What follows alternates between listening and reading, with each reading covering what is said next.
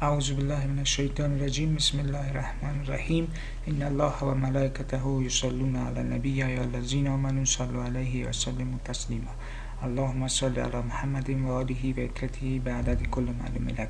خدمت شما محصلین صنف سوم کیمیا سلام عرض میکنم. در خدمت شما قرار داریم با تدریس مضمون کیمیای تحلیلی مقداری و در این صداد انشاءالله راجع به نحوه به دستآوری غلظت نمک در نقطه تعادل و در عملی تیتریشن انشالله صحبت میکنیم و میخوایم اینمی عنوان که در اندازه در واقع پیچیده هم هست با یک مثال در واقع چی کنم شروع کنم.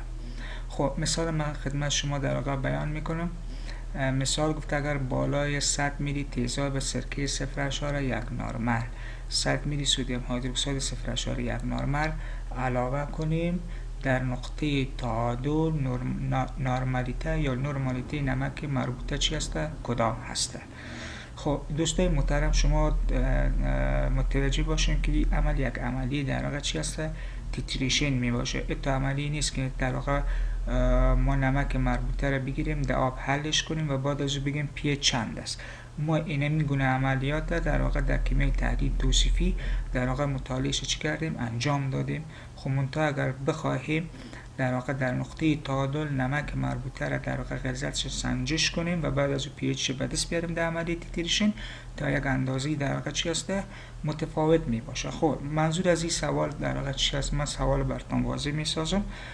گفته که اگر ما 100 میلی چی داشته باشیم تیزاب سرکه CaCO3 غلظتش چند باشه؟ 0.1 نرمل و 100 میلی چی داشته باشیم سدیم هیدروکسید غلظتش چند باشه؟ 0.1 نرمل و اینمی 100 میلی سدیم هیدروکسید با غلظت 0.1 نرمل بالای 100 میلی تیزاب سرکه با غلظت 0.1 نرمل علاوه کنیم در اون صورت در نقطه تعادل نرمالیته نمک مربوطه چی کدام هسته؟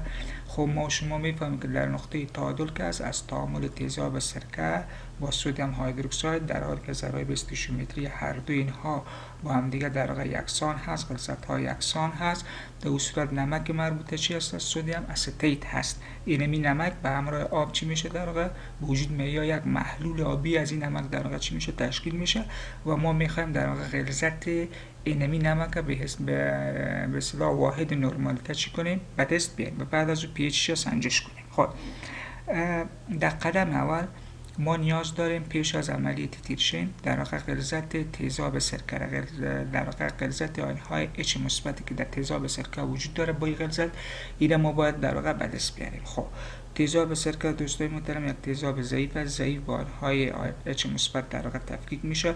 فلحاظ برای به دست آوردن غلظت آیون‌های H مثبت برای تیزاب سرکه یا تیزاب‌های ضعیف همانند تیزاب سرکه ما معادله خاص داشتیم. قبلا راجع به این مسائل بحث مفید داشتیم. خب این حال غلظت H مثبت نوشته میکنم مساوی است با در واقع مجذور ثابت تفکیک تیزاب سرکه اینجا درج میکنیم میشه 1.8 ضرب 10 تا خط -5 ضرب در واقع چی میکنیم؟ غلظت تیزاب سرکه. غلظت تیزاب سرکه در واقع 10 تا خط چند است؟ -1 هست. اینجا -5 است. -1 -6 تقسیم 2 چند میشه؟ -3. این از جذر خارج میسازیم و اگر از 1.8 جذرش بگیریم در اون صورت میشه چند؟ 1.34 ضرب 10 تا خط -3 و یا که ایره میتونیم در واقع اشاره به این سمت حرکتش بدیم 3 خانه یا خانه شده اینجا دو صفر دیگه هم در واقع قرار میتیم میشه 0.00134 نرمل. این در واقع چی شد؟ غلظت ابتدایی تیزاب سرکه است و یا دقیق تر اگر بگم غلظت آنهای H مثبت هست که در واقع در تیزاب سرکه در واقع چی هست؟ وجود داره. خب در مرحله بعد دوستای محترم ما نیاز داریم که غلظت H مثبت در واقع یا آنهای هیدروژن تیزاب سرکه را در عملیه تیتریشن و یا غلظت جدیدش در مخلوط چی کنیم؟ در واقع به دست بیاریم. چرا که تیزاب سرکه در واقع 100 میلی تیزاب سرکه 0.1 نرمال با 100 میلی سدیم هیدروکساید در یک مخلوط در واقع چی است وجود داره. ما میخوایم اینمی غلظت H مثبت تیزاب سرکه در یک مخلوط چی کنیم؟ در واقع به دست بیاریم. خب طبعا یک مقدار تفاوت میکنه. برای به دست آوردن غلظت H مثبتی که در واقع از تیزاب سرکه حاصل شده در مخلوط ما میایم عمل میکنیم، در واقع تغییرات حجم مد نظر میگیریم، ضرب غلظت H مثبت میکنیم که قبلا در اینجا در واقع چی کردیم؟ به دست آوردیم. خب حجم کل مخلوط ما چند است؟ 200 میلی. 100 میلی سدیم هیدروکساید، 100 میلی چی است؟ تیزاب سرکه است. خب چی را ما میخوایم حساب کنیم؟ در واقع غلظت H مثبت که تیزاب سرکه ناشی شده. کدام حجم تیزاب سرکه داره؟ 100. پس میگیم 100 تقسیم 2 و این را چی میکنیم؟ ضرب غلظت آیون های چی H مثبت میکنیم که در اینجا در واقع چند است؟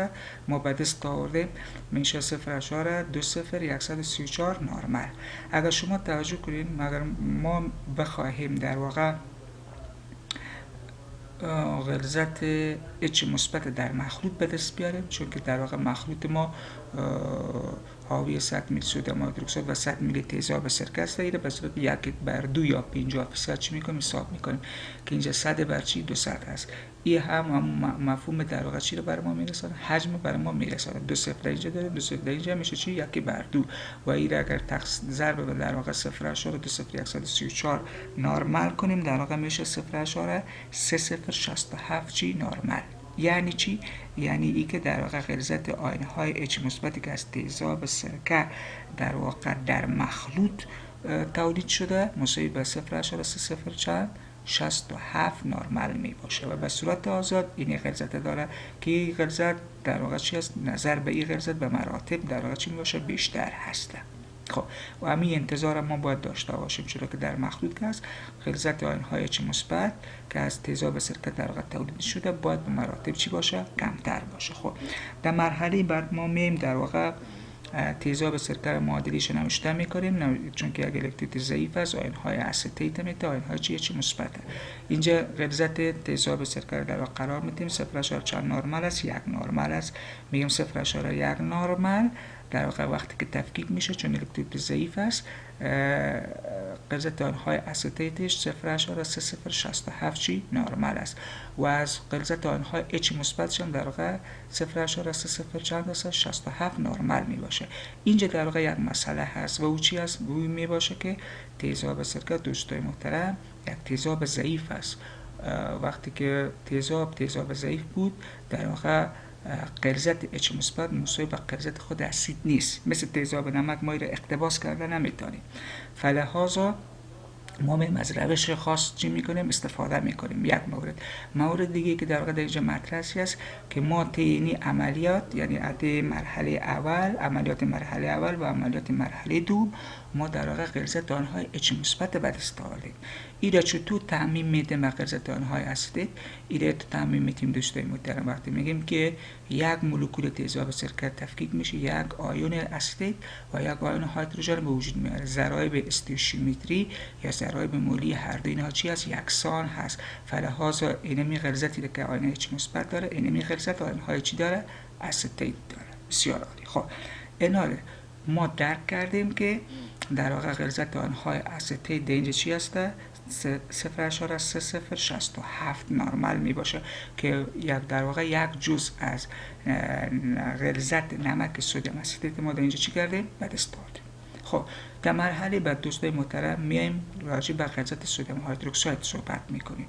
غلظت سدیم هیدروکساید در خارج از محلول یا در خارج از مخلوط چند است؟ 0.1 نرمال. ولی که در مخلوط چند است؟ در مخلوط خود طبعا نیم میشه نه؟ غلظت حجم کل ما چند است؟ 200. حجم قلوی ما چند است؟ 100/200 یا 1/2. ضرب غلظت خود قلوی چند است؟ در طاقت منفی ضربش میکنیم میشه 0.05 نرمال. یعنی چی؟ یعنی که غلظت سدیم هیدروکساید در مخلوط 0.05 نرمال هست.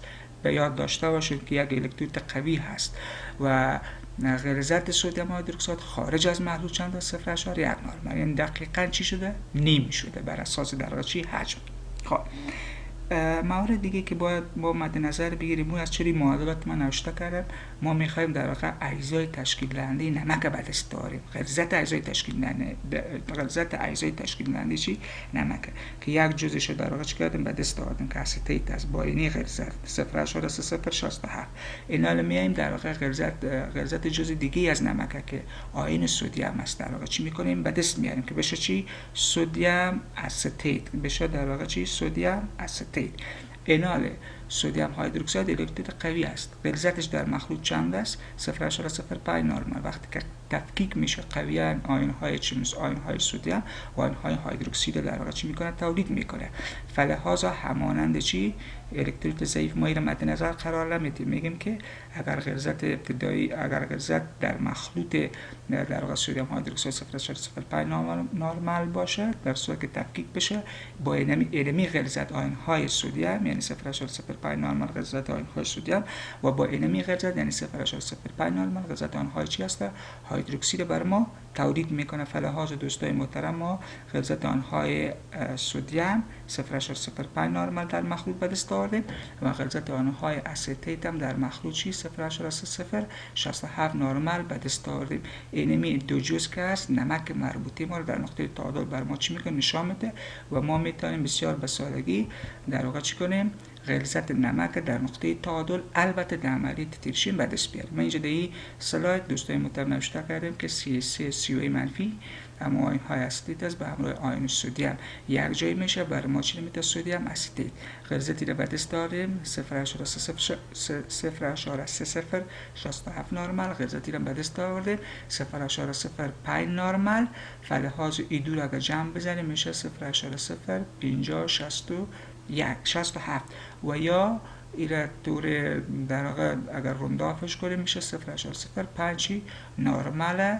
در واقع غلظت چی است؟ غلظت نمک مربوطه در نقطه تعادل در عملیه تیتریشن 100 میلی تیزاب سرکه 0.1 نرمال به همراه 100 میلی سدیم هیدروکساید در واقع یک نرمال می باشه. خب وقتی ما غلظت به دست آوردیم میتونیم پی اچ مینالی به دست بیاریم. پس ببینیم مراحل داره. من اینجا نوشته کردیم غلظت نمک در مخلوط در نقطه چی؟ تعادل. در کدام عملیه؟ عملیه تیتریشن چی؟ تیزاب قوی و قلوی و تیزاب قلوی. اینجا تیزاب ضعیف و قلوی چی است؟ قوی است. ما یک فرمول باید می نوشته میکردیم. این فرمول در کیمیای تحلیل توصیفی هم خدمت شما بسیار بیان کردیم در قسمت هایدرولیز نمک ها و این فرمول در واقع در عملیه تیتریشن تیزاب ضعیف و همراه قلوی قوی هم در نقطه تعادل این در واقع به دست آوردیم ثبوت هم کردیم. اینا رو معادله اینجا نوشته میکنیم.